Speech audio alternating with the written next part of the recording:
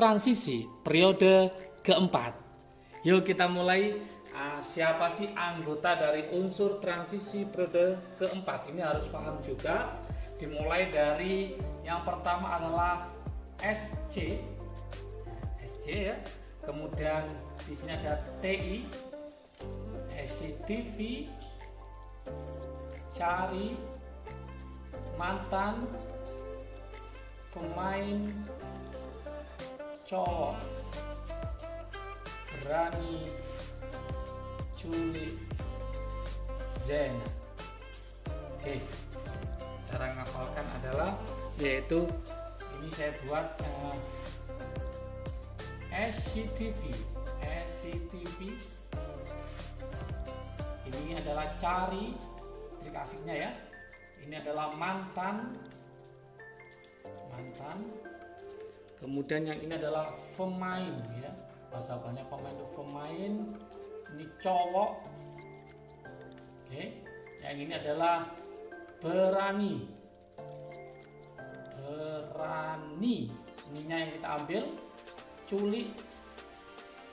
Yang ini adalah Zena. Oke, cara ngapalkan. Berarti SCTV, cari mantan pemain cowok berani culik Zena. Ini harus hafal juga. Nomenklaturnya 21, 22, 23, 24, 25, 26, 27, 28, 29, 30. Nah, langkah pertama kita harus tahu namanya konfigurasi elektronnya. Konfigurasi elektron. Oke. Dari siapa? Dari periode keempat ini, mulai SC sampai ZN. Untuk SC kita mulai SC 21 itu mendekati, masih ingat teman-teman semua, yaitu AR 18 ya, berarti 4S2 3D1. Nah, trik asiknya gimana? Ini angkanya berapa? 2, ini angkanya 1, berarti ini 21. Berarti yang lainnya sama, 22, berarti nanti 4S2 3D2. 4S2 3D2. Yang ini berarti apa? 23, berarti 4S2 3D3. Nah, ini pengecualian aturan penuh setengah penuh, saya kasih warna merah supaya ingat. Ini adalah 4S1 3D5.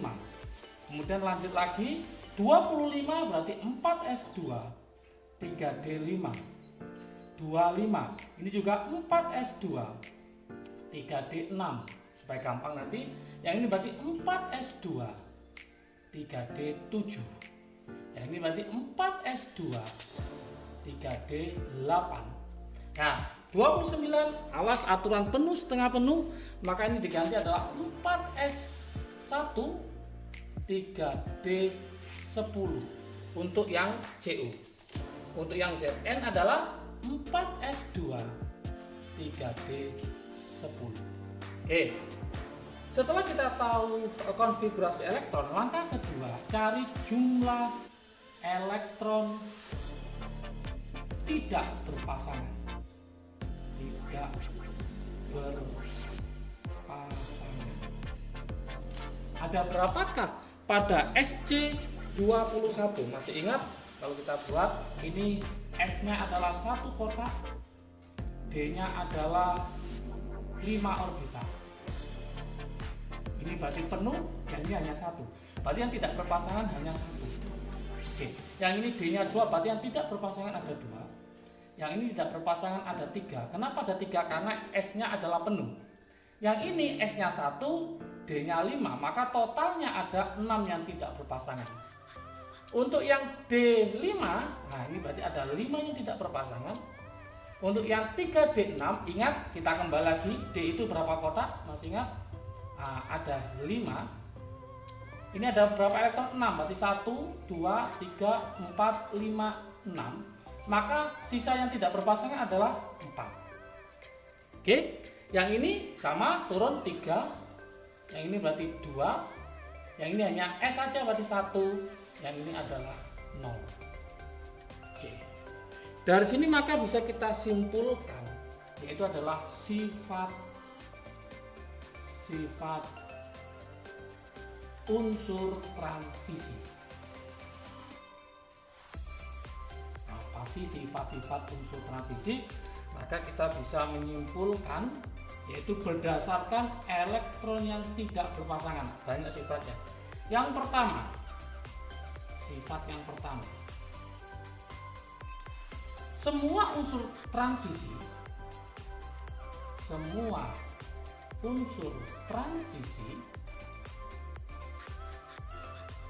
termasuk atau tergolong logam. Jadi semua unsur transisi adalah tergolong logam. Dengan titik cair,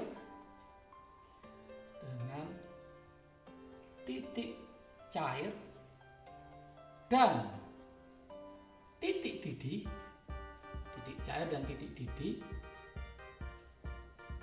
yang relatif tinggi, ya, karena logam ya, yang relatif tinggi. Contoh besi itu ya, ingin meleburkan besi berarti butuh suhu yang sangat-sangat tinggi.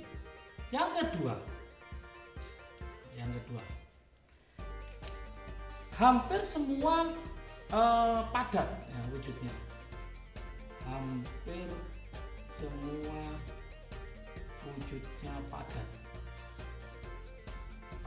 tapi ingat, yaitu pada suhu ruangan.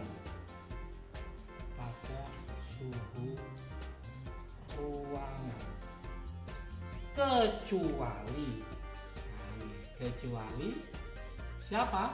Yaitu adalah raksa yang dilambangkan dengan Hg. Nah, ini wujudnya ternyata adalah cair. Yang ketiga,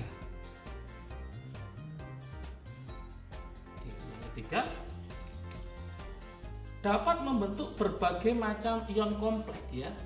Jadi nanti dapat membentuk ion kompleks. Nanti kita pelajari setelah unsur transisi ini ya, ion kompleks. Oke, dapat membentuk ion kompleks. Oke, yang keempat,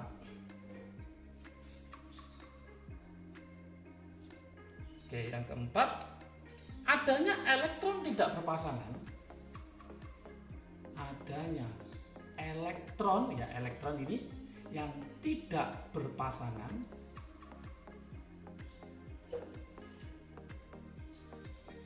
maka dia akan menyebabkan berbagai sifat ya, menyebabkan sebagai berikut ya. Adanya elektron yang tidak berpasangan maka menyebabkan yang pertama, titik lelehnya tinggi.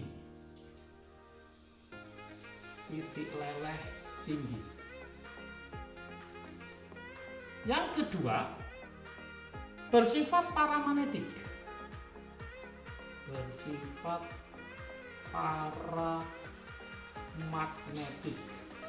Maksudnya apa? Yaitu dapat ditarik medan magnet.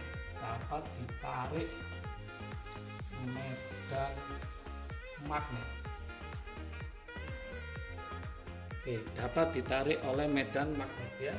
Oke, di sini ada trik asiknya. Saya buatkan trik asik.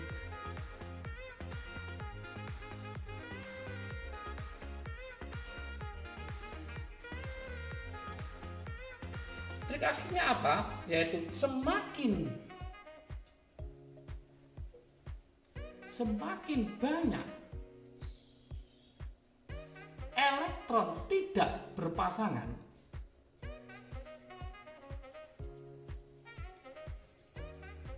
maka semakin kuat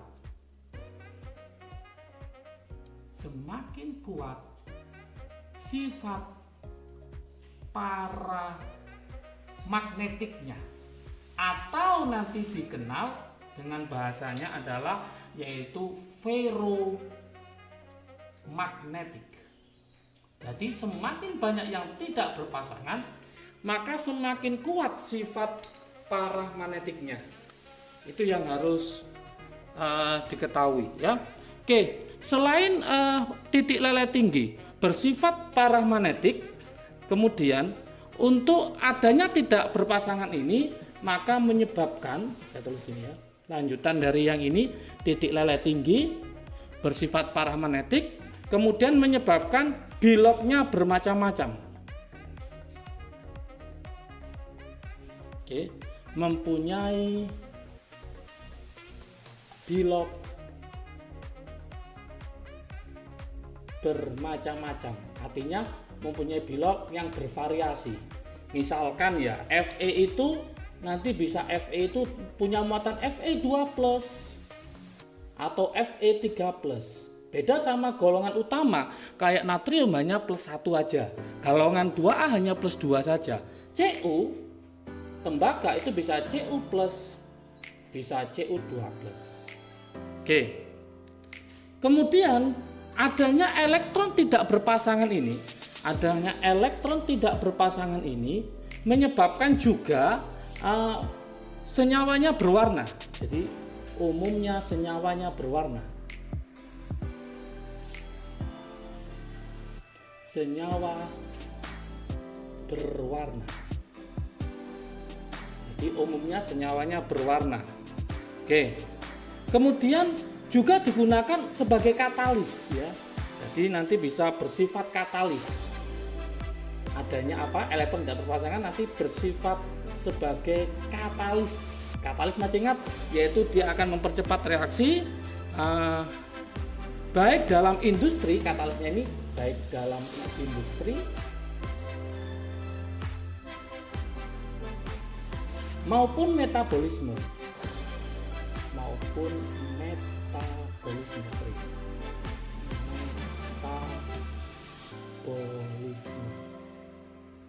Baik dalam bidang industri maupun pada metabolisme.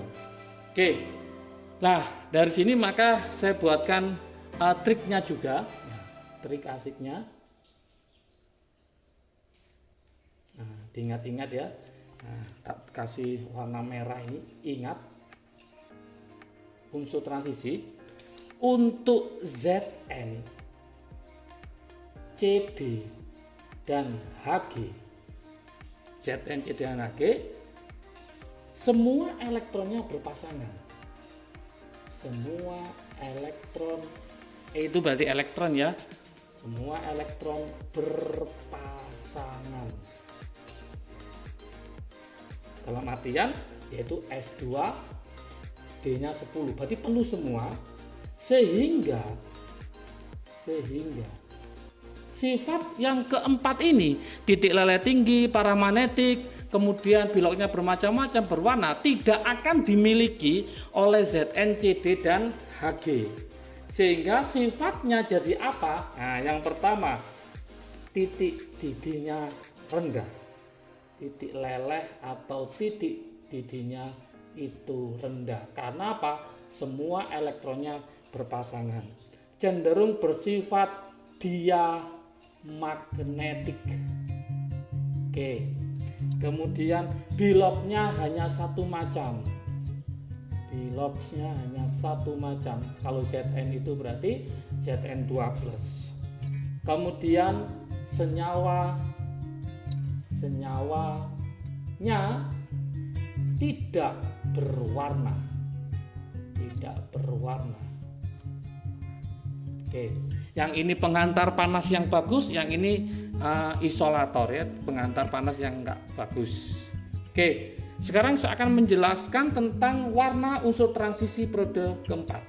Oke, terjadinya warna unsur transisi periode keempat.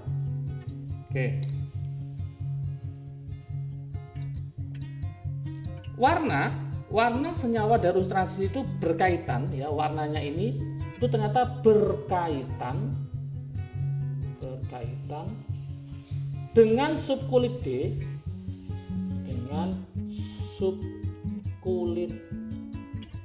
D, yang terisi tidak penuh.